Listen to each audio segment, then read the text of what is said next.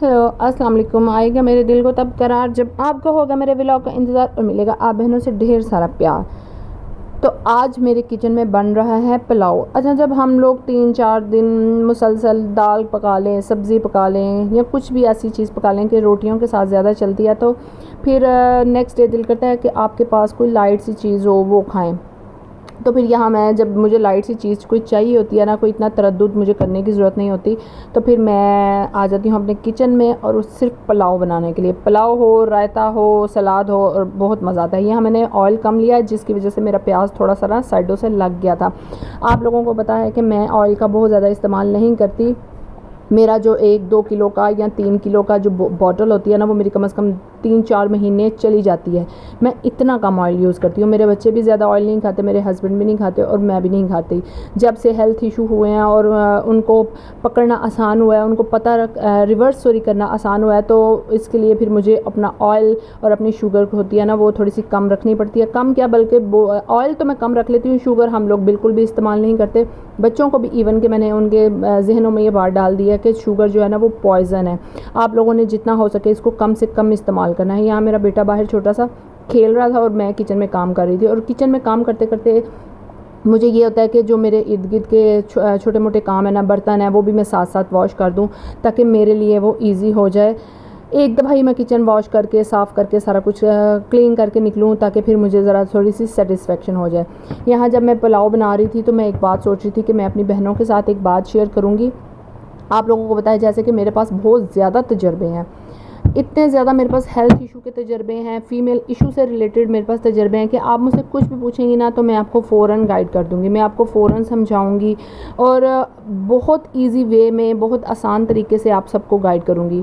अच्छा, जब एक न्यूली जो मदर बनती है ना, वो जब अपनी बेबी को फ़ीड करवाती हैं तो अक्सर ऐसा होता है कि औरतों को ना ब्रेस्ट पर कट लग जाते हैं।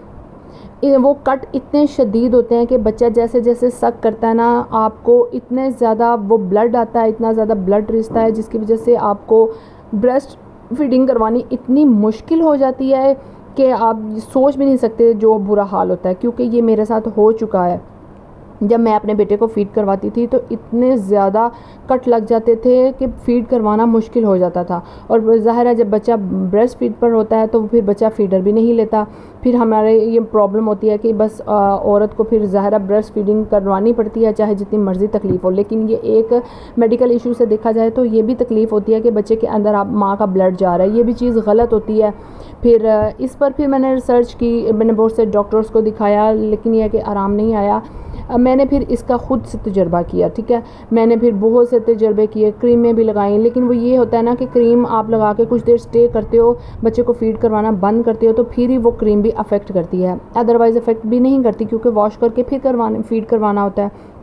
तो फिर मैंने उसका यही हल निकाला कि ग्लिसरीन, जो सिंपल ग्लिसरीन होती है ना, वो आप अपने ब्रेस्ट पर लगाएं ताकि वो जब सॉफ्ट हो जाए तो वो आपके कट्स भी आहिस्ता आहिस्ता ख़त्म हो जाते हैं। और इसको लगाने का तरीका ये है कि आपने ग्लिसरीन लगा कर छोड़ देनी है और स्पेशली रात के टाइम लगाएं ताकि रात को बच्चा एक टाइम उठता है, आप उसको फ़ीड करवाते हैं तो आपका जो है ना बचत हो जाए। और ग्लिसरीन के साथ भी अगर वो फीडिंग कर लेगा तो कोई मुश्किल और कोई उसके लिए बच्चे के लिए प्रॉब्लम नहीं होगी, ठीक है। और दूसरी ये बात कि अक्सर बच्चों को कट इस वजह से भी लगते हैं कि उनके माउथ के ऐसे जम्स होते हैं जिसकी वजह से मदर की स्किन पर कट्स लग जाते हैं।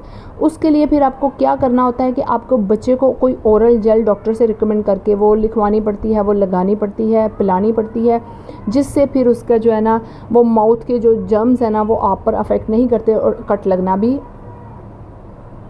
बंद हो जाते हैं। तीसरी ये बात कि आप जब भी कट लगें ज़्यादा से ज़्यादा पानी का इस्तेमाल करें। जब आपकी स्किन हील करेगी आपको ज़्यादा से ज़्यादा हाइड्रेट रहेंगे, डिहाइड्रेशन नहीं होगी, हाइड्रेट रहेंगे तो फिर आपको कट्स भी नहीं लगेंगे। ये जो 2-3 इशू हैं ये मैंने आप लोगों के साथ डिटेल में डिस्कस कर दिए हैं। अगर किसी बहन को ये मसला है तो उसको घर पर ही सॉल्व कर दे, क्योंकि इंस्टा पर जब मैंने ये वीडियो अपलोड की थी तो 2.4 मिलियन व्यूज़ आ गए थे और मुझसे इतनी लड़कियों ने हेल्प ली थी इसके बारे में। और यकीन जाने एक माँ तो इतनी ज़्यादा परेशान थी तो मैंने उनको गाइड किया था और उन्होंने मेरे ही बताए हुए तरीके पर अमल किया था, ग्लिसरीन यूज़ की थी और यकीन जाने वो ईज़ी वे में फिर अपने बच्चे को फ़ीड करवाने भी लग गई थी। लिहाजा ये जो छोटे छोटे टोटके होते हैं, कोई बताए ना तो उसको पर अमल कर लेना चाहिए, इससे कोई इतना बड़ा नुकसान नहीं होता।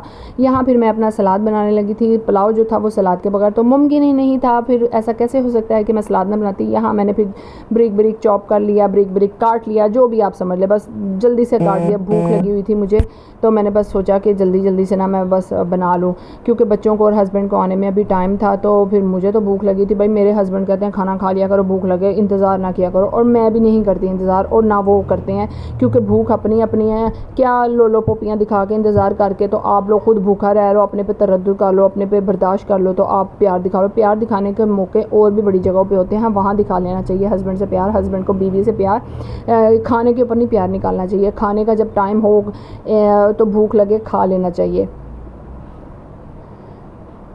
अच्छा, और एक बात, मेरी बिरयानी पकाने का तरीका बहुत आसान है। मैं जस्ट इसको ना, मैंने सब चीज़ें बनाकर फ्रीज़ की होती हैं। टमाटो पेस्ट होता है, लहसुन का पेस्ट होता है, सिर्फ प्याज चॉप करना होता है।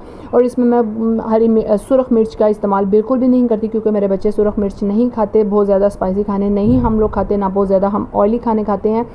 तो बस मैं इसमें नमक, ज़ीरा, धनिया मसाला और बिरयानी मसाला ऐड करती हूँ, और वो भी मलाइका वालों का। यकीन जानो इतना कुछ स्वाद आता है ना इस पुलाव का कि मज़ा आ जाता है, वाह वाह हो जाती है। यहाँ मैंने दराज से अपना पार्सल मंगाया था, वो भी उन्होंने चवला ने टुटा हुआ पार्सल भेज दिया। फिर मैं उन्होंने रिटर्न द मैसेज किया, हुण वेखो रिटर्न करने कब आते हैं। ये दराज वाले भी ना, सही बात है, जो फालतू चीज़ पड़ी होती है वो अपने कस्टमर को भेज देते हैं। ओके जी, अल्लाह हाफिज़।